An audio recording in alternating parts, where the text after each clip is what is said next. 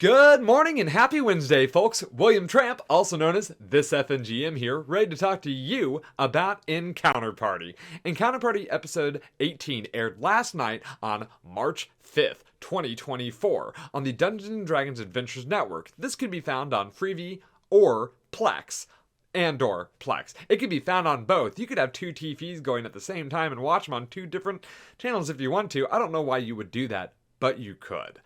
Anyway, this particular recap is, as per usual, going to be filled with all kinds of spoilers. If you don't want to deal with spoilers, you should watch something else. Like this. You can watch this on your screen right now. It's me talking about how pretty much all of existence is bears. Not really, I'm talking about something else. It's some Dungeon Master advice. Anyway, if that's not your bag and you wanted to have some spoilers, you've come to the right place, my friend, so let's go ahead and get to it. Hit it, Tommy! Well, I'm being informed that Tommy may have drawn from the deck of many things and may have drawn the death card. So, we're not quite sure what's going on with that. We're gonna have somebody look into it. Episode 18, Seeing the Future, starts in the wilderness around the ruined village of Subar. We learn a lot from Dridian immediately about how to forage in a forest, which I really wish I would have written down. Well, the group hitches up the wagon after breakfast and head back to the foundry.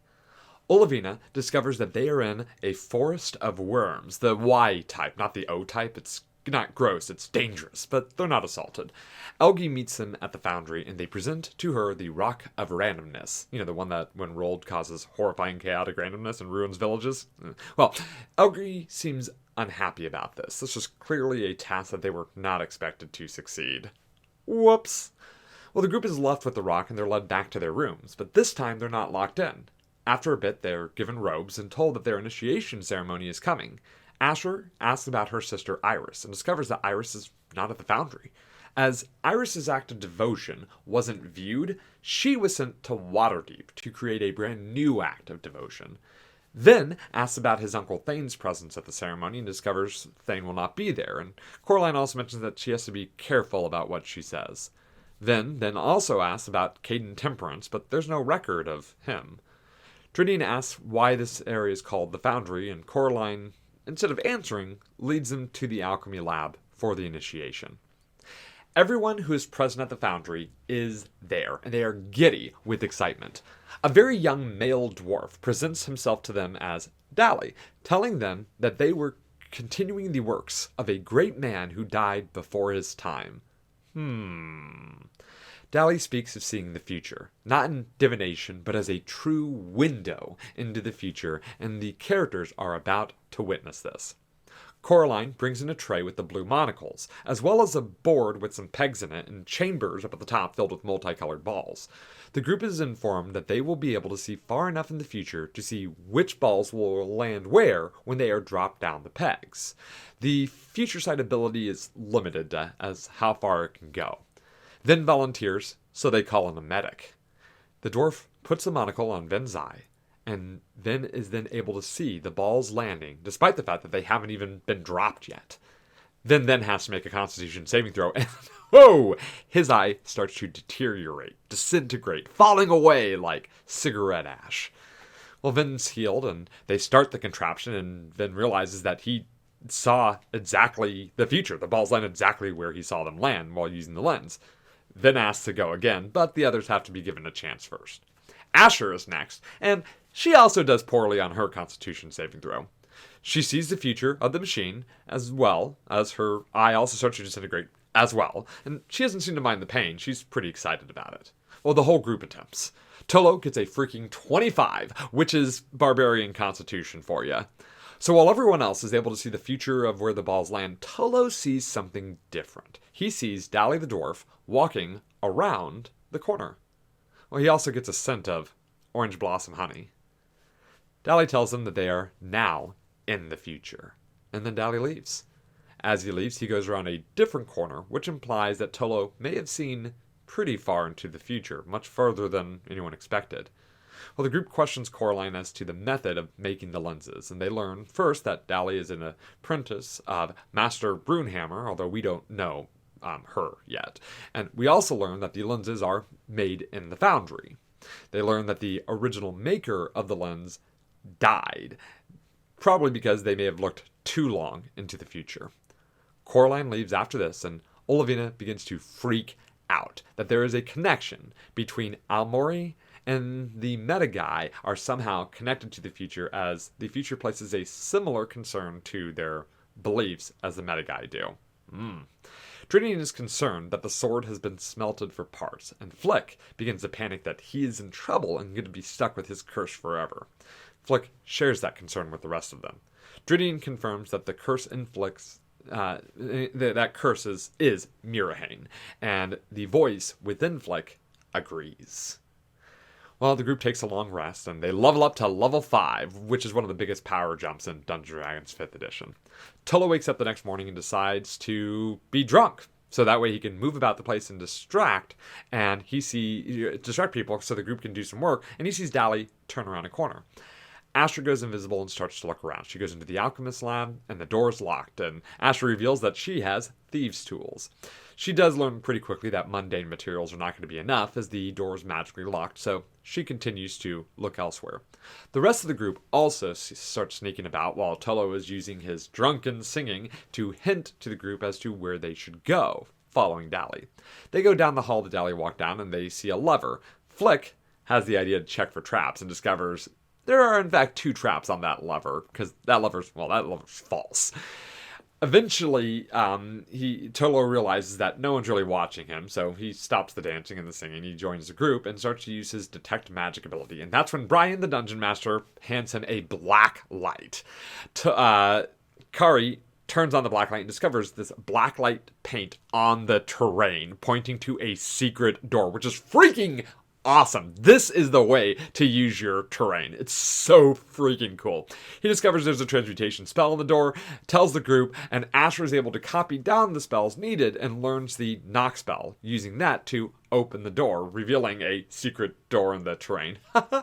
There's a staircase leading down to an uncomfortable amount of glowing light and sound. They begin to descend below, and that's when they discover the end of the episode. Okay, this episode had a ton of information. There is a lot going on. We discovered what the foundry is all about. We discovered what those blue monocles are for. We discovered that they are in a forest with worms with Y's instead of O's. That may not have been as important, but I don't know. We'll have to see. Either way, I want to talk to you about the things that I liked about this episode, the things I didn't like so much about this episode, and what my theories or interests are about the show moving forward. Okay, what did I like about this episode? First of all, the terrain use, obviously. Using blacklight paint on terrain is what a cool idea, because there's no way anyone's going to see it when they're looking at the beautiful terrain, but then, you turn on that blacklight and it just adds a whole new element. It makes these pieces that start to become mundane after a while, because you use them enough, it makes them seem much more interesting. I also like that I got some confirmation on a previous theory that the foundry has to be bigger than it is, as they discover a secret door leading down into something. I'm really looking forward to seeing what's down there.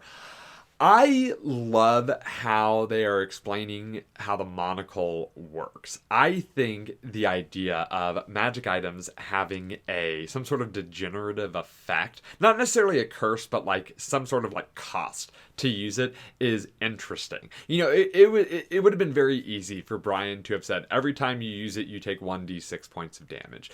But instead, he went with the disintegrating eye, which is super interesting to me. It has somewhat of a Vecna style feel to it, but I don't see why this would have anything to do with Vecna, considering that's a gray hot god and we're hanging out in Forgotten Realms. But Vecna does kind of pop places. It doesn't matter. The point is, it's a cool image, and it's really taking ownership of what could have been a mechanical conversation and turning it into a interesting element of the story in the show, which this is what Dungeons & Dragons is all about, right? It's about taking those mechanical elements and making them interesting. So, solid move.